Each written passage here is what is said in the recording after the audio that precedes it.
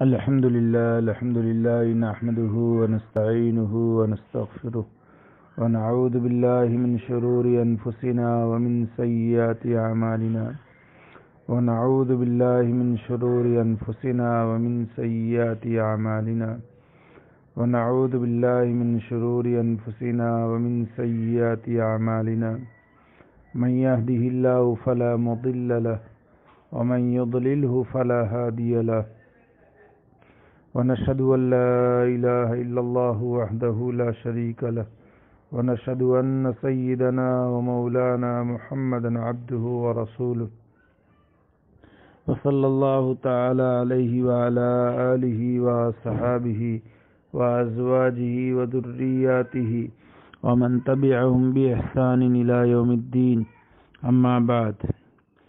شراب، سود اور عیاشی.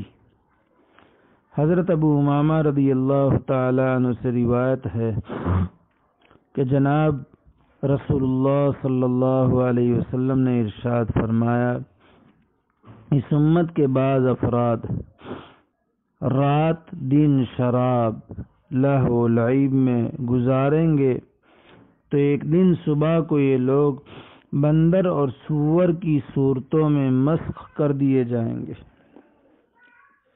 ان میں خسف بھی ہوگا، یعنی زمین میں دھسا دیے جائیں گے. ان پر آسمان سے پتھر بھی برسیں گے. لوگ کہیں گے کہ آج کی رات فلاں محلہ دھس گیا. ان پر قوم لوط کی طرح پتھر برسیں گے اور قوم عاد کی طرح آندھیوں سے تباہ کیے جائیں گے. اس کی وجہ یہ ہوگی کہ لوگ شراب پئیں گے اور سود کھائیں گے، ریشمی لباس استعمال کریں گے، گانے والیاں ان کے پاس جمع ہوگی اور یہ لوگ قطع رحم کریں گے. مسند احمد ابن ابی الدنیا. لغو، کھیل، شطرنج وغیرہ. حضرت عبداللہ ابن عمر رضی اللہ تعالیٰ عنہ فرماتے ہیں کہ رسول اللہ صلی اللہ علیہ وسلم نے شراب پینے، جوا کھیلنے سے منع فرمایا اور نرد اور شطرنج، نقارہ اور بربط سے بھی منع فرمایا ہے، اور فرمایا ہے کہ ہر نشہ والی چیز حرام ہے. ابو داود مشکات. جس میں سارنگی ہو، جس میں میوزک ہو، جس میں ڈی جے ہو، اللہ حفاظت فرمائے.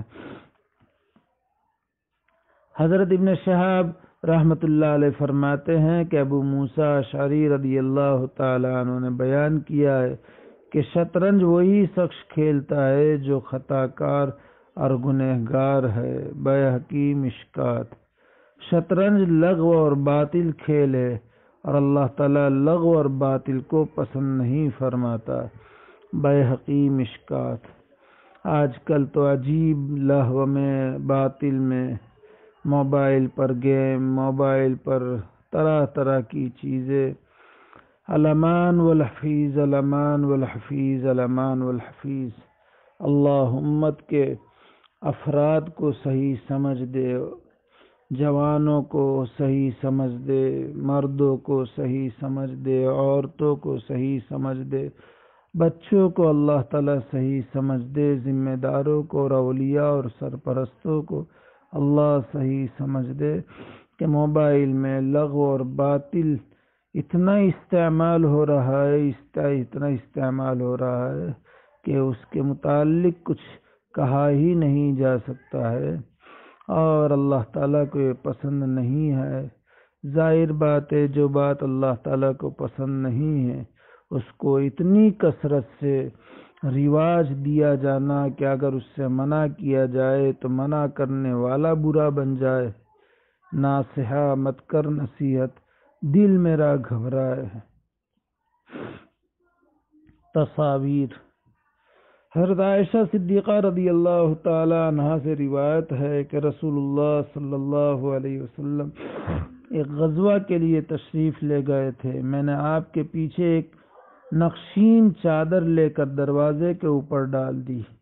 جب آپ تشریف لائے اور آپ نے وہ چادر پڑی ہوئی دیکھی تو اس کو کھینچ کر پھاڑ ڈالا اور فرمایا، اللہ تعالیٰ نے ہم کو یہ حکم نہیں دیا کہ ہم پتھر اور گارے کو لباس پہنایا کرے۔ متفق علیہ۔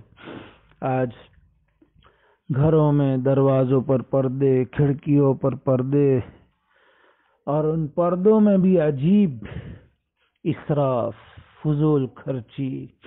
مقصد ہے پردہ اور وہ پورا نہیں ہوتا، بلکہ زینت، اسراف، فخر، مباحات، ایک دوسرے سے بڑھ چڑھ کر کے، اور پھر اس میں بھی گھر کی دروازوں اور کھڑکیوں میں رنگ کے اوپر سیٹنگ کرنا کہ اس طرح کا، پھر مہنگے مہنگے، اتنے مہنگے کپڑے کہ انسان کے پہننے کی قیمت سے زیادہ ان پردوں کے قیمت ہوتی ہے، اور پھر اس میں کپڑا بھی زیادہ، فیشنوں کے اعتبار سے پردے بنائے جانا کہ جس میں کپڑا کثیر استعمال ہوتا ہو۔ اللہ امت کو صحیح سمجھ دے، امت کا پیسہ، امت کی صلاحیت، امت کی ہر چیز قیمتی ہے، اس کو صحیح مصرف میں خرچ کرنے کی اور لگانے کی اللہ اپنے فضل سے توفیق دے۔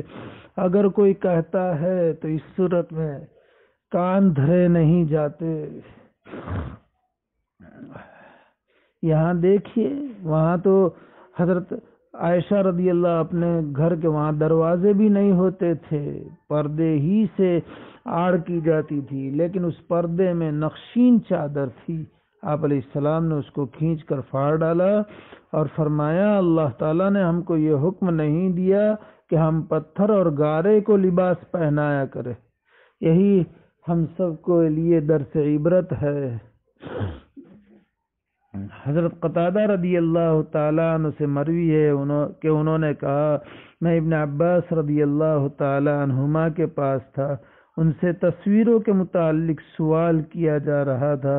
ابن عباس رضی اللہ تعالیٰ عنہما نے جواباً عرض کیا، میں نے حضرت رسالت پناہ صلی اللہ علیہ وسلم کو یہ بات فرماتے ہوئے سنا، جو شخص دنیا میں تصویریں بنائے گا اسے قیامت کے دن ان میں روح ڈالنے کے لیے زور دیا جائے گا، مگر وہ ان میں روح نہیں ڈال سکے گا۔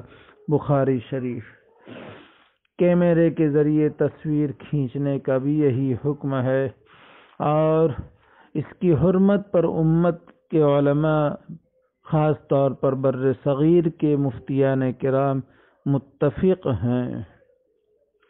حضرت مفتی تقی صاحب دامت برکاتہم العالیہ، اللہ تعالیٰ ان کو شفائے کلی نصیب فرمائے، ان کی عمروں میں برکت نصیب فرمائے، ان کا سایہ تادیر امت پر باقی رکھے۔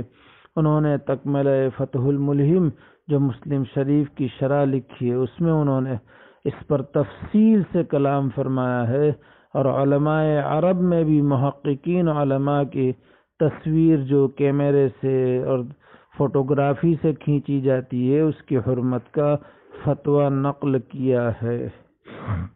موبائل سے بھی یہی حکم ہے، لوگ موبائل سے کھینچتے ہیں تصویریں، اور عجیب عجیب چھوٹے بچوں کی تصویریں کھینچتے ہیں، جانوروں کی تصویریں کھینچتے ہیں، پرندوں کی تصویریں کھینچتے ہیں، اپنی تصویریں کھینچتے ہیں، اپنی وائف کی تصویریں، وائف ہو تو شوہر کی تصویریں کھینچتے ہیں، باپ ہو تو بیٹے کی تصویر، بیٹا اپنے باپ کی، اس طرح ایک عام، یعنی اس کی قباحت اور حرمت دلوں سے نکل چکی ہے، اور سمجھایا جاتا ہے تو کہا کہ فلاں کا ہے، فلاں کا ہے، فلاں کا ہے۔ آپ ایک تحریری فتویٰ لے لو کسی دارالافتاء سے، دارالعلوم دیوبند سے، ڈابھیل سے، تو اس صورت میں پتہ چل جائے کہ کیا حکم ہے۔ ابن عباس رضی اللہ تعالیٰ عنہما سے مروی ہے کہ حضور صلی اللہ علیہ وسلم نے فرمایا کہ قیامت کے دن سخت ترین عذاب میں وہ لوگ مبتلا ہوں گے جنہوں نے خدا کے نبی سے قتال کیا یا ان سے خدا کے نبی نے قتال کیا ہو، یا وہ لڑکا جس نے اپنے والدین کو قتل کیا ہو، اسی طرح مصور تصویر بنانے والا ہے، تصویر ساز، اور وہ عالم جن کے علم سے لوگوں نے نفع نہ حاصل کیا ہو، یعنی علماء جو اپنے علم سے لوگوں کو نفع نہ پہنچائے سخت عذاب میں مبتلا ہوں گے۔ مشکات شریف۔ اللہ تعالی ہماری قیامت تک کی نسلوں کی اس سے حفاظت فرمائے، آمین۔ اللہ تعالی ان پاکیزہ تعلیمات پر عمل کرنے کی توفیق عطا فرمائے، آسان فرمائے، مدد فرمائے۔ اللہ تعالی اس کہنے سننے کو قبول فرمائے۔ اللہ تعالی کہنے والے کے لیے، سننے والوں کے لیے